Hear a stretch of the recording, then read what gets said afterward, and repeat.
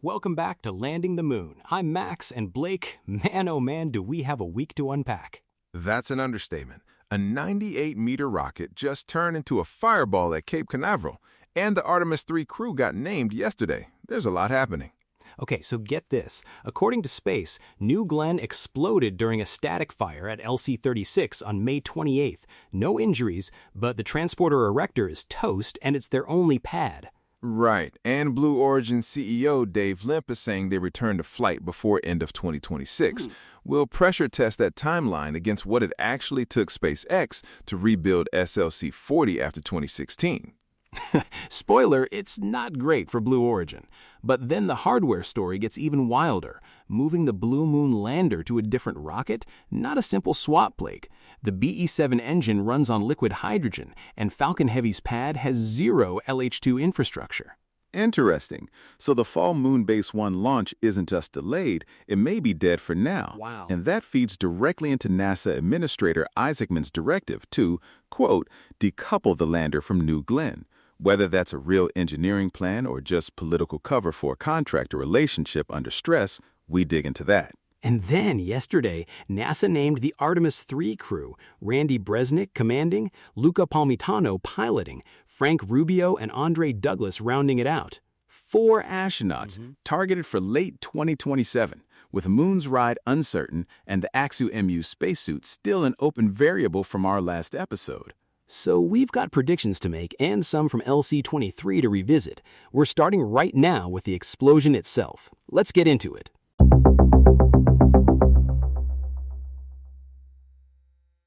Okay, so get this. May 28th, 9 p.m. Eastern. Blue Origin standing on the pad at LC-36 with New Glenn. 7 BE-4 engines spinning up for what is supposed to be a routine static fire ahead of NG-4.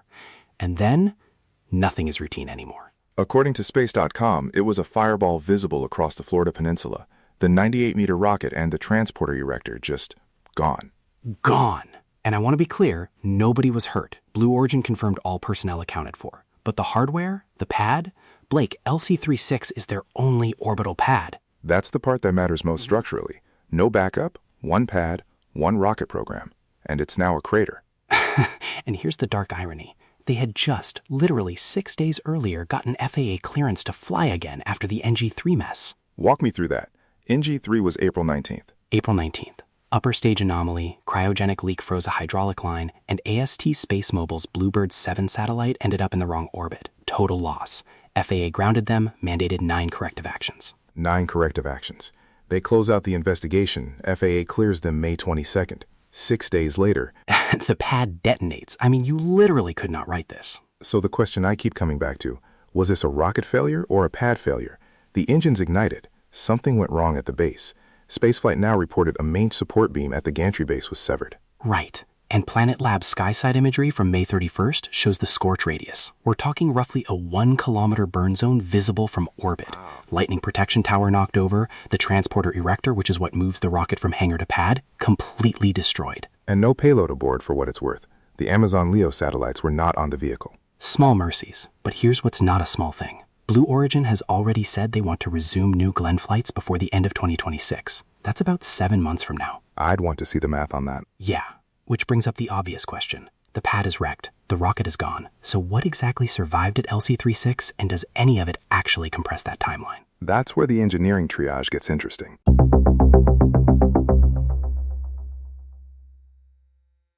So here's the triage report.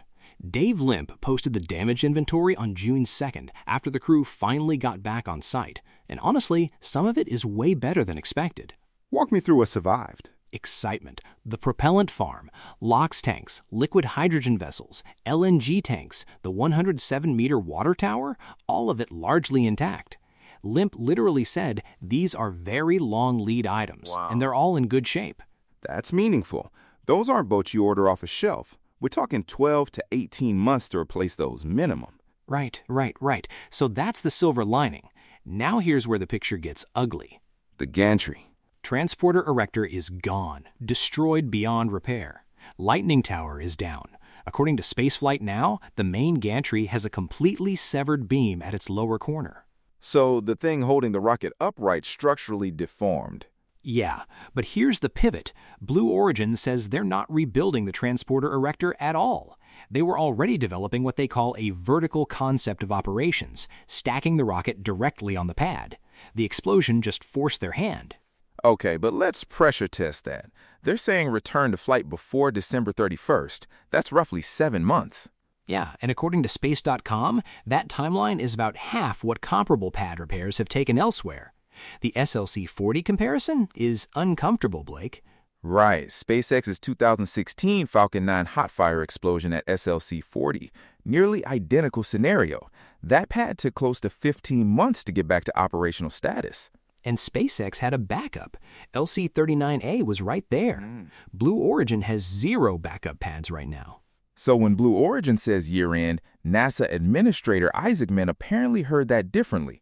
CNBC quoted him saying it would take some serious time. That's the diplomatic version of I don't buy it. The vertical integration pivot might buy them some schedule. Skipping a full transporter-erector rebuild is real, but the gantry repair plus regulatory coordination plus a fresh investigation still outstanding. It stacks up fast, and here's the thing that connects directly to what we're looking at next. Endurance, the Blue Moon Mk.1 lander, was physically ready. It was at KSC.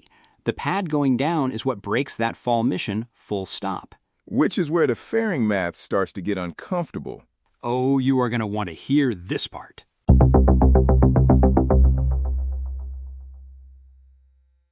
So, Endurance is basically sitting at KSC right now, hardware complete, thermal vac done at Johnson's Chamber A, a fully tested lander with nowhere to go. That's the part that gets me. According to NASA's own release, it passed vacuum chamber testing. The vehicle is ready. The rocket is gone. Okay, so get this. Everyone keeps asking, can't you just throw it on Falcon Heavy? And on paper, the numbers look okay. The Mk.1 with legs folded is 3.08 meters. Falcon Heavy's fairing is 5.2 meters. Clearance exists. Right, but that's not the real question. That's not even close to the real question. The Mk.1 was designed around New Glenn's 7-meter fairing. That extra volume matters for integration access, cable routing, all of it. You're not just swapping one tube for another. Walk me through the propellant side. Here's where it actually falls apart. The BE-7 runs on liquid hydrogen, and according to Spaceflight Now, LC-39A, Falcon Heavy's pad, currently has no liquid hydrogen fueling capability at all. SpaceX doesn't use LH2, never has. So it's not an interface problem, it's an infrastructure problem. That's not a bolt-on fix. You'd be building out cryo infrastructure on someone else's pad. That's months minimum before you even roll the lander out. And NASA wants this done fast enough to save a fall launch window. Which is already dead. The Moonbase 1 mission, Endurance to Shackleton Connecting Ridge this fall, gone. So let's put a number on that. Endurance was carrying Scalps cameras and a laser retroflective array. Not just a demonstration, actual science payload. Yeah, and NASA had just announced all those cargo missions days before the explosion. The ink was barely dry. So what are the actual options? Falcon Heavy with pad upgrades, Vulcan Centaur, or wait for New Glenn? None of them are clean. Vulcan uses LH2, so the fueling problem is always solvable, but Vulcan's payload capacity to translunar injection is tighter. You'd have to run the numbers hard on whether Endurance's mass budget even clears. And Blue Origin gets no lunar landing experience on Mk.1 before they need Mk.2 to fly on Artemis III. That's actually the worst part. Mk.1 was supposed to be the shakeout flight. You learn on Mk.1 so Mk.2 doesn't teach you the hard way in front of an Artemis crew. Which is exactly why Isaacman started talking publicly about decoupling the lander from the launch vehicle. Right, and that statement is doing a lot more work than it sounds. We'll get into what it actually means for the contract in the next part. Because it's not just the logistics conversation anymore.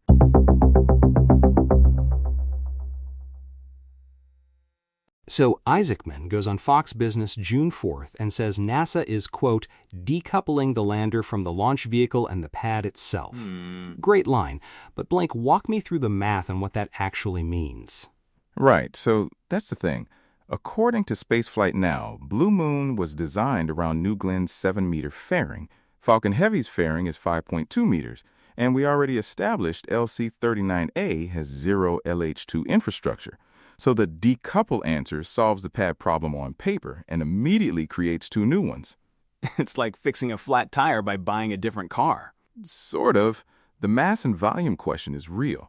Isaacman himself said at the CNBC CEO Summit you're in, quote, Falcon Heavy land, meaning there's basically one alternative heavy lifter available. And then he acknowledged the other one is down a pad. SpaceX gains structural leverage regardless of which lander eventually flies Artemis IV. That's the buried signal here. And here's where I want to pressure test the decouple framing. Is this a real engineering plan, or is it NASA managing a contractor relationship that's in trouble publicly? Honestly, sounds like both. NASA hasn't selected an alternative launcher. No alternative has been announced. So right now, decouple is a posture, not a program. Which has contract implications. Blue Origin holds the $3.4 billion sustaining lunar development deal. Wow. If NASA is openly shopping Blue Moon landers onto a competitor's rocket, Blue Origin's role in Artemis is conditional now. That's a meaningful shift. Oh, and this is where it gets good. NASA program manager Jeremy Parsons said at the Artemis III crew announcement Tuesday that NASA is, quote, confident that New Glenn will be ready for Artemis III. So in the same week Isaacman is shopping alternative launchers, Parsons is saying trust the timeline. Those two statements don't fully reconcile. Right, yeah, they're covering both tracks at once. The Artemis III architecture, LEO rendezvous at 463 kilometers, 3-launch campaign, Orion docking the boat landers, that mission only works if Blue Moon Mk.2 actually shows up. Parsons said it can loiter up to 90 days waiting for the crew, but you still have to launch it first. And launch it on what? That's the question nobody's answered. So the decoupled language is real pressure on Blue Origin, but the actual engineering path through the fairing problem and the LH2 gap, still wide open. Which brings us to Mark II, because Mark I's whole job was to shake out the BE-7 before a crewed vehicle had to fly it. If that shakeout doesn't happen, then Mark II goes to Artemis III without that flight-proven data. That's the risk that really starts to compound. And Artemis IV is the first landing, early 2028. That clock does not have a lot of slack. Yeah. Blue Moon Mk.2 is a different beast entirely. Bigger, crewed, 3 BE-7 engines. That's where we need to be looking next.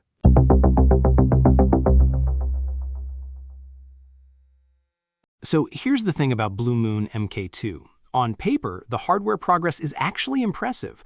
NASA Spaceflight reports it's a 16-meter crewed lander, 3 BE-7 engines rated to carry up to 4 astronauts and deliver 30,000 kilograms to the surface. A full-scale crew cabin mock-up got delivered to Johnson for astronaut training this year. That's real progress. Right, but hardware sitting in a vacuum chamber at JSC and hardware launching to the moon are different things. Walk me through the math. Mk2 requires the cislunar transporter, built by Lockheed Martin, for in-space cryogenic propellant transfer. That technology has never been demonstrated on orbit by either lander contractor. And that's before you even get to the New Glenn problem. If the pad is down 12 to 18 months, Artemis IV in early 2028 starts looking like a very optimistic target. So where does that leave the Artemis IV lander selection? Because here's the foundational question I keep coming back to. At what point does that mission just default entirely to Starship HLS? Oh, that question is live right now, like not theoretical. Right, because Artemis III is now a low Earth orbit rendezvous test, not a landing. The actual landing is Artemis IV, and the lander choice for that mission is supposed to depend on how those LEO tests go and each company's readiness. Blue Origin's readiness just took a major hit. Here's where it gets genuinely interesting, Blake. Wikipedia flagged something as of April 2026 that hasn't gotten much attention. Blue Origin reportedly began preliminary work on a crewed variant of Mk.1, tentatively called Mark 1.5, as a potentially earlier crewed lander option. No public announcement. A crewed Mark 1 derivative, so faster to build, but you lose the scale and capability of Mk2. And you still need New Glenn to fly it, so the pad timeline dogs every version of this story. The Mk2 crew cabin mock-up at JSC is good news. The cislunar transporter dependency is a serious undemonstrated risk, and the launcher question is now the ceiling on all of it. That's the part NASA can't paper over with a press release. The hardware exists, the rocket currently doesn't fly, and Artemis IV's clock is ticking whether Blue Origin is ready or not. We're going to track the Mark 1.5 thing. If that surfaces as a formal proposal, it changes the competitive picture considerably. And speaking of things we're going to track, there's a short list of very specific, checkable events coming up fast. FAA investigation timelines, launch window math, and oh yeah, NASA just named the Artemis III crew on June 9th. Does that announcement come with any updated launch architecture details? Because two crises converging on one mission would be a pattern worth naming. Stay tuned.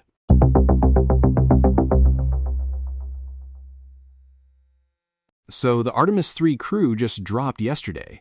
Bresnik commanding, Parmitano on pilot, Douglas and Rubio as mission specialists. And here's the thing that actually matters for our purposes.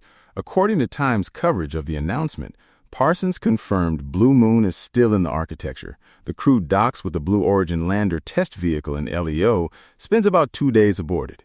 So NASA didn't quietly swap it out. Blue Moon stays in the mission, which means the launcher question, Blake, we've been dissecting all episode is now tied to actual astronauts. Right, which makes our predictions matter. So let's get specific. Here's mine.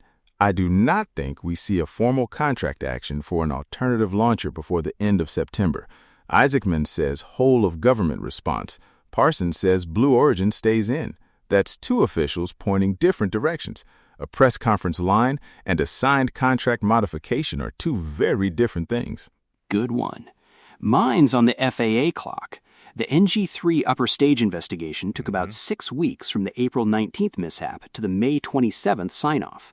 The NG-4 pad explosion is a way bigger incident. I'm calling it. Blue Origin does not publish a root cause finding before the end of July. The physical complexity alone pushes it past that. That's not an unfair analogy. And there's a second-order effect. The FAA investigation has to close before any return to flight. So the investigation timeline directly gates whether Blue Origin hits their end of 2026 pledge. Exactly. And we should name the other thing converging here. Back in LC-23, we covered the AxEMU spacesuit situation. Now, the Wikipedia entry on Artemis III specifically lists AxEMU as a potential in-space demo on this same mission. So you've got a lander with a launch problem and a spacesuit still targeting a 2027 flight test. 2 open questions, 1 mission profile. Yeah, 2 crises, 1 timeline. That's the pattern to watch. Hold that. We'll revisit both predictions next episode. The accountability loop starts now. And if we're wrong, you'll hear about it.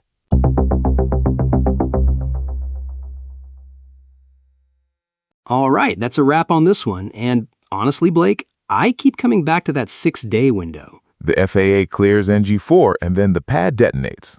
You literally could not write it. But here's the one thing I want listeners to walk away with.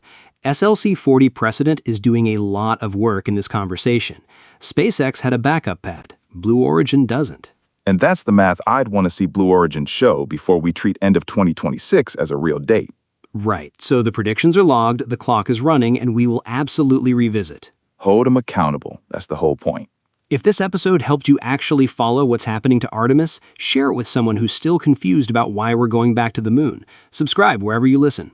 Thanks for being here. We'll see you next week. Stay skeptical.